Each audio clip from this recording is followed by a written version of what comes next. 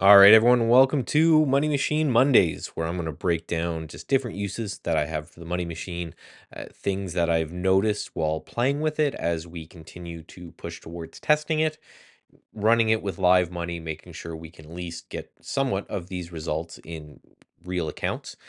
What we're doing is I'm using it as a discretionary tool for now before we can make it fully systematic.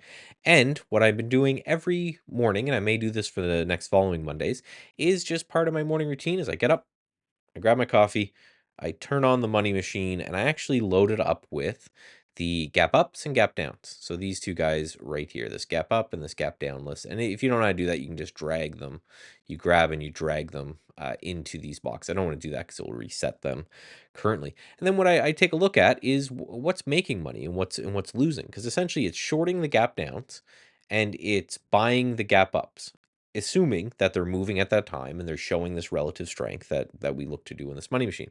So I want to take a look at this PRCH because it's leading here. So it's doing very, very well. And you see if I click on that, it does this one right here.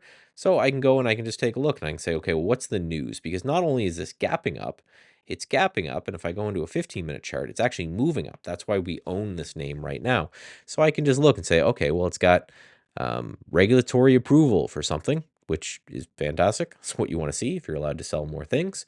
Yeah, we have a nice push up happening here as well on this name. So this is going to be one that I'm definitely going to put on my list. And I'm doing this for a lot of them where I'm saying, okay, I just don't want the names that are gapping up. Because if you're just gapping up and you're not doing anything, or if you're gapping up and fading, it's not very interesting to me from the long side, maybe from the short side, but not from the long side. You could look at the biggest losers potentially for that.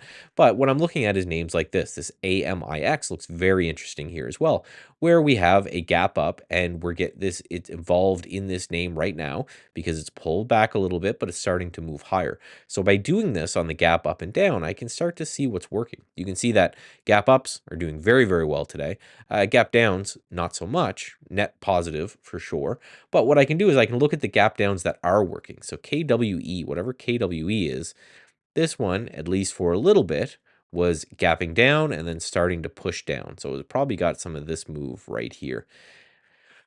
So we'll see. Maybe this is one that's going to be relatively weak and it's going to break down this ITNM. This one's also gapping down. And look, this 174, 170-ish, if we break down under that, that could be interesting as well. So again, interesting way to do this. I can go through this entire list and I can say anything that is not making money on gapping up and continue. I'm probably not as interested as anything that is gapping up and making money or gapping down as making money. And this just allows me to run this, again, have my coffee, do my pre-market prep, and I know, okay, I can just grab this list and whatever is working, those are the things I'm going to focus on for the day. Ignore everything else. Have a very focused and streamlined trading day.